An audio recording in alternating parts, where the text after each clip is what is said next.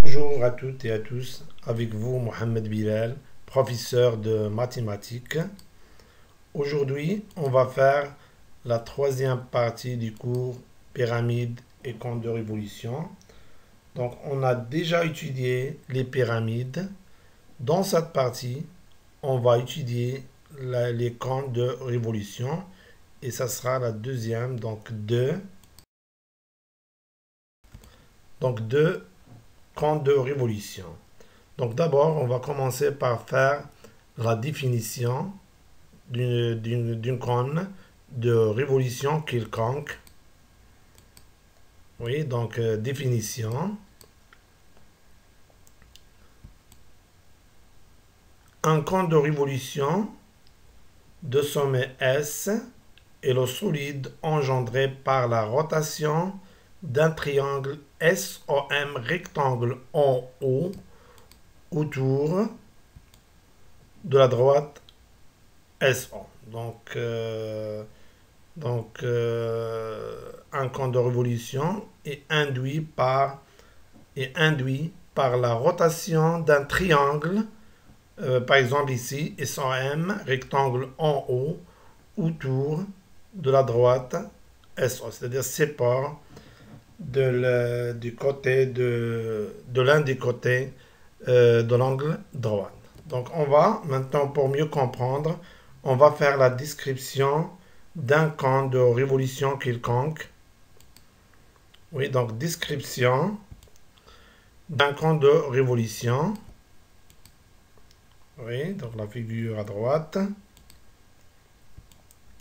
Donc la figure ci-contre est une représentation en perspective d'un cône de révolution. Oui, donc cette figure est une représentation en perspective d'un cône de révolution. Donc on va faire la description du cône. Oui, le point S est appelé le sommet du cône de révolution.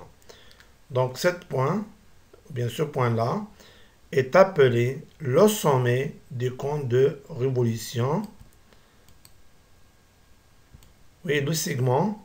Maintenant, le segment OM.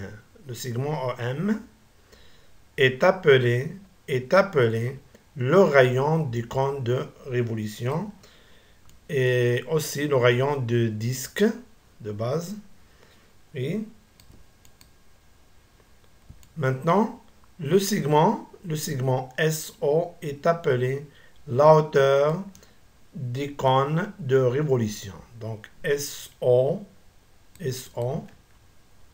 oui, SO est appelé la hauteur du cône de révolution. Donc on remarque ici que l'angle ici est droit. Oui.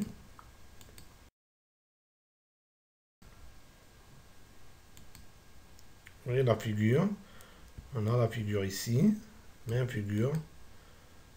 Oui. Maintenant, le disque de centre O est de rayon EM. Le disque coloré ici en bleu. Oui. Le disque de centre O et de rayon M, oui, est appelé la base des cônes de révolution. Donc, ce disque-là, le disque coloré en bleu ici, est appelé la base des cônes de révolution. Oui. Maintenant, le segment SM est appelé la génératrice du cône de révolution. Oui. Oui, donc SM, segment SM, oui, donc le segment joignant S en M, donc les extrémités SM. Donc ce segment est appelé la génératrice du cône de révolution. Maintenant, la surface latérale du cône de révolution, indiquée ici par la flèche. Donc, cette partie colorée en grise, est appelée la surface latérale du cône de révolution. Oui, je pense que la description est claire pour tout le monde. Maintenant, on passe Donc, patron d'un compte de révolution. Donc, on a déjà défini, c'est quoi le patron, donc en général, d'un solide. Maintenant, on parle du patron d'un compte de révolution. Oui. Donc, on remarque, donc, on regarde la figure représentant le patron d'un compte de révolution. Oui. Donc, la figure ci-dessous, cette figure, représente le patron d'un compte de révolution, où OA et OB aussi représentent la génératrice. OA et OB, oui. Et R représente le rayon, c'est le rayon du compte de révolution. Aussi, c'est le rayon de la base, du disque de base. Oui. Et alpha, c'est la mesure d'angle au centre du cercle. Donc, cet angle est un angle au centre du secteur angulaire, ou bien un angle au centre du cercle, la même chose. Donc la mesure de alpha, c'est pas quelconque, mais c'est précis. C'est précise. Donc alpha égale à 360 degrés multiplié par la valeur de R du rayon sur OA. Donc si on veut dessiner un patron, qu'est-ce qu'on va faire? D'abord, on choisit une génératrice quelconque, c'est-à-dire une valeur de la génératrice quelconque, c'est-à-dire ou bien 5 cm, 6, 7, etc. Et qu'est-ce qu'on fait? Donc, on choisit aussi une valeur du rayon, donc à condition que R doit être toujours inférieur, le rayon est inférieur à la génératrice, parce que dans la représentation perspective, donc on a remarqué que la génératrice représente l'hypoténuse d'un triangle rectangle en haut. Non, donc en centre de disque. Donc on a déjà vu ça. Et le rayon représente la longueur de l'un des côtés de l'angle droit. Donc toujours la génératrice est supérieure strictement au rayon. Donc on choisit la génératrice, une valeur de la génératrice, une valeur de R, telle que R est inférieur strictement à la génératrice, et après on trace l'angle au centre du cercle, de centre O et de rayon OA ou bien OB. Donc on trace l'angle de mesure. La mesure, ce sera 360 multiplié par R sur A. Donc on connaît R parce que c'est nous qu'on a choisi la valeur de R. On connaît aussi la valeur de OA. Donc on connaît la valeur de alpha. Et par suite, on peut construire l'angle au centre AOB. Parce qu'on sait la mesure. Et après, découpage du patron et pliage, on trouve le compte de révolution demandé. Donc je pense que c'est clair. Oui. Maintenant, on va faire... Donc, dans cette partie, on va voir les règles concernant l'aire latérale d'un compte de révolution, aussi l'aire totale d'un compte de révolution et le volume. C'est comme on a fait pour le pyramide. Oui. Donc, on va voir trois règles. Commençons d'abord par l'aire latérale d'un compte de révolution. Donc, on a déjà noté l'aire par la notation AL. Oui. Règle. Donc, l'aire latérale, bien sûr qu'on la note AL, aire latérale. l'aire latérale d'un cône de révolution de rayon R et de génératrice A est, oui, AL égale à pi multiplié par R c'est le rayon du cône de révolution, multiplié par la génératrice, c'est-à-dire A, multiplié par A, la génératrice, ou 3,14, une valeur approximative de pi. Donc on passe maintenant à l'aire totale d'un cône de révolution. Oui. Donc la règle, on va faire la règle. Règle, l'aire totale, qu'on la note AT d'un cône de révolution de rayon R et de génératrice A. Donc ça sera la somme de l'aire, c'est la somme de l'aire latérale et l'aire de la base. Et la base, bien sûr, il est sous forme d'un disque. Donc AT égale l'aire latérale, c'est-à-dire P fois R fois la génératrice, plus l'aire de la base, c'est-à-dire l'aire du disque. Et l'aire du disque, c'est P fois R au carré, ou bien sûr 3,14, une valeur approximative de approcher, bien sûr, oui, d'une valeur approchée de pi.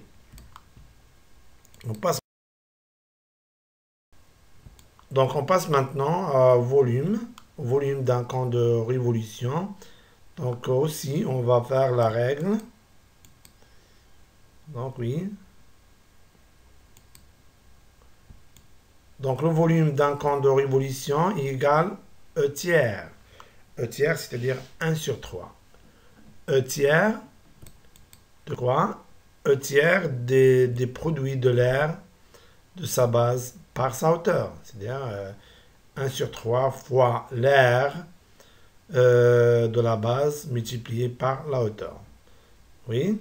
Donc on peut écrire la règle d'une autre façon en utilisant les lettres, par exemple. Donc, autrement dit, V, c'est-à-dire le volume, égale 1 tiers. 1 tiers, c'est 1 sur 3, multiplié par l'aire de la base, multiplié par H, égale à 1 sur 3, multiplié par l'aire de la base. La base, c'est un disque de rayon R. Donc, l'aire de la base, ce sera pi fois R au carré et multiplié par H.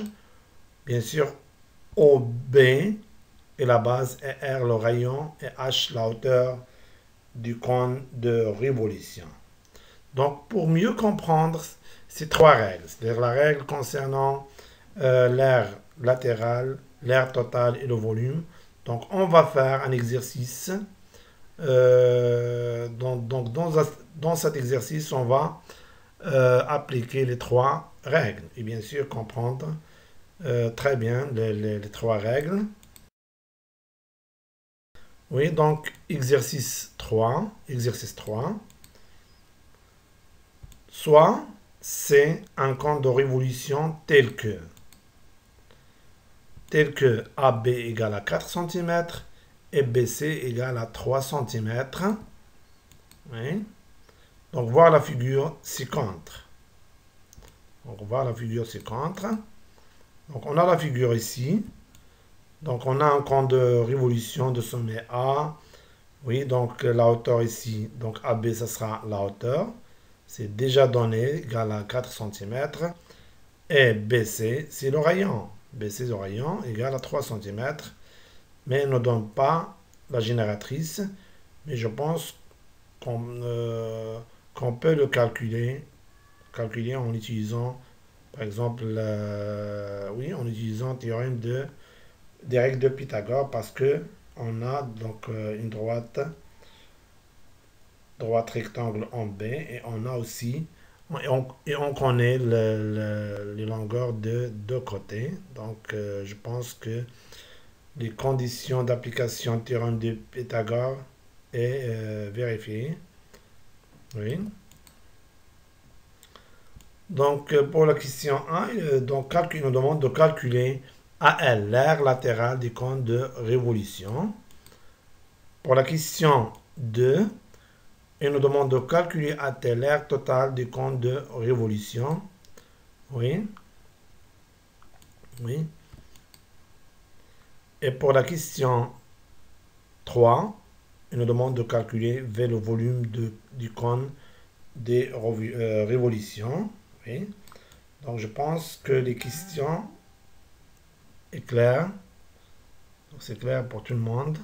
Oui. Oui.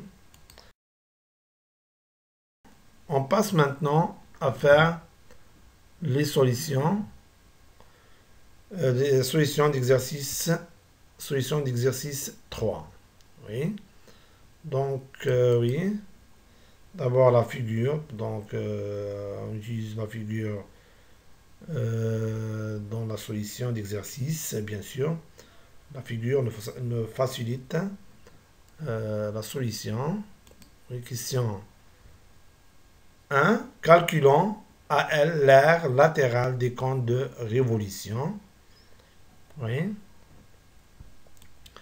Donc, on sait d'après les règles qu'on a vues que AL égale à pi, la règle A égale à pi, multiplié par R, multiplié par A. Donc, qui représente ici R, c'est BC. Donc, BC représente le rayon. Donc, R, c'est BC. Donc, c'est déjà donné dans les données d'exercice. Maintenant, la génératrice. A, c'est la génératrice. Donc, la génératrice ici est représentée par le segment AC. Donc, on ne connaît pas, donc on ne sait pas la valeur ou bien la longueur AC. Mais on peut le calculer en utilisant le théorème de Pythagore. Pourquoi? Parce que les deux conditions sont vérifiées. La première condition, c'est que le triangle ABC est rectangle en B. Et la deuxième, c'est qu'on connaît les longueurs de deux côtés, les deux côtés AB et BC. Donc, on peut appliquer le théorème des règles de Pythagore. Donc, on applique le théorème des règles de Pythagore pour déterminer AC. Et après, on applique la règle directe pour calculer AL.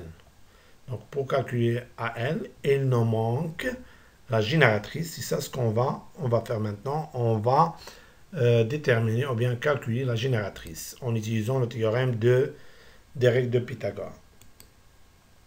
Oui. Par application du théorème des règles de Pythagore sur le triangle ABC rectangle en B, oui, on obtient. Donc, on commence. C'est mieux de commencer toujours par l'inconnu. L'inconnu ici, c'est BC. C'est mieux. C'est pas nécessaire, mais c'est mieux. Donc, on obtient AC au carré égale à AB au carré plus BC au carré. Oui, donc, on remplace chaque longueur par sa valeur. Donc, d'après les données, on sait que AB égale à 4 et BC égale à 3. Donc, on remplace et on trouve AC au carré égale à 4 au carré plus 3 au carré. Oui. Donc, 4 au carré, c'est 16, plus 3 au carré, c'est 9, égale à 25. Et cette équation admet deux solutions, racine de 25 et moins racine de 25. Et puisque la distance, bien sûr, est toujours positive, donc on va prendre la solution ou bien la racine positive. Positive. Oui, donc, AC égale à racine de 25. Donc, racine de 25, puisque 25 est un carré complet, donc égal à 5. Ou bien sûr, il ne faut pas oublier l'unité, c'est le centimètre ici. Oui, donc on a calculé AC, c'est-à-dire qu'on a calculé la génératrice. Maintenant, les conditions d'application de règles de calcul de l'aire latérale sont vérifiées. Donc, on peut calculer maintenant, sans aucun problème, on peut calculer l'aire latérale.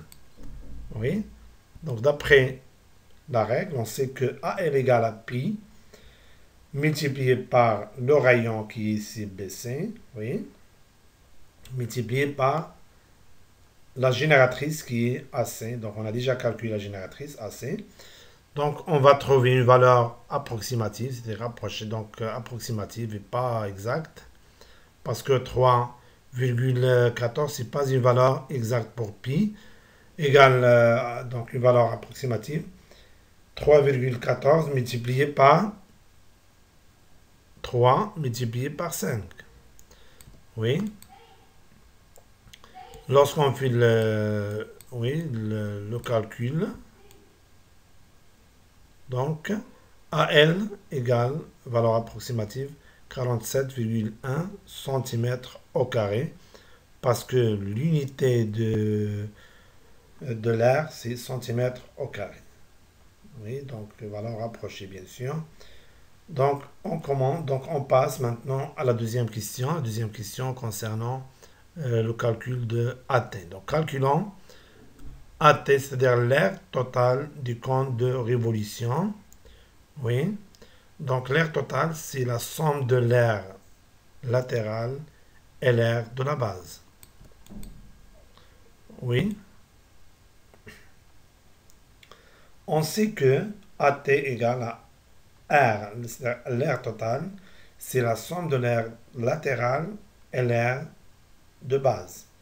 Oui, donc l'aire latérale, on a déjà calculé, c'est 47,1. Et puisque la base est un disque de rayon BC, donc l'aire, ce sera pi fois BC au carré, c'est-à-dire R au carré. Égale, donc ici, c'est une valeur approchée, bien sûr, aussi, égale à 47. Ici, on va faire pas égal, mais valeur approchée. Oui. 47,1 plus 3,14 multiplié par 3 au carré. Aussi ici, on va faire valeur approchée. Oui. Oui, donc parce que 47,1, c'est une valeur approchée. Oui. Et après le calcul, on trouve 47,1 plus 3,14 fois 9. Donc on donne la priorité à la multiplication, bien sûr. Donc ça donne une valeur approchée ici. 47,1 plus 28,26. Valeur approchée ici 75,36 centimètres au carré. Donc je pense que c'est clair. Oui. Donc on passe maintenant. Maintenant, on va calculer dans le volume. Calculons le V, le volume des cônes de révolution. Oui. D'abord la figure. Oui, toujours la figure devant nous. Oui. Donc, on sait que d'après la propriété, on sait que V, donc application directe d'après la règle. Application directe de la règle. V égale à 1 tiers, c'est-à-dire 1 sur 3 multiplié par l'aire de la base, multiplié par la hauteur. Et la hauteur ici, c'est AB. Oui, oui, donc V égale, donc on remplace, donc ici, donc on remplace la longueur par sa valeur. Donc V égale à 1 sur 3 multiplié par l'aire de la base. La base est un disque de rayon BC. Donc l'aire, c'est-à-dire la surface. L'aire et la surface sont les mêmes. L'aire de disque, c'est pi fois R au carré, et R ici, c'est BC, donc pi fois BC au carré. Donc AB, déjà donné dans l'exercice que AB égale à 4 cm. Maintenant, BC aussi, on le connaît, d'après les données d'exercice, égale à 3. Oui. Donc V, valeur approximative bien sûr. 1 sur 3 multiplié par 3,14 multiplié par 3 au carré multiplié par 4. Oui, donc V égale à 1 sur 3 multiplié par 3,14. 3 au carré, c'est 9 fois 4. Et après le calcul, donc lorsqu'on fait le calcul, on trouve, oui, V égale, valeur approximative égale à 37,68 cm3. Donc c'est l'unité de volume. Donc je pense qu'on a appliqué les trois règles. Et je pense aussi que tout est clair pour tout le monde. Oui. Donc, on s'arrête là et on se voit prochainement. Donc, merci pour votre attention et au revoir.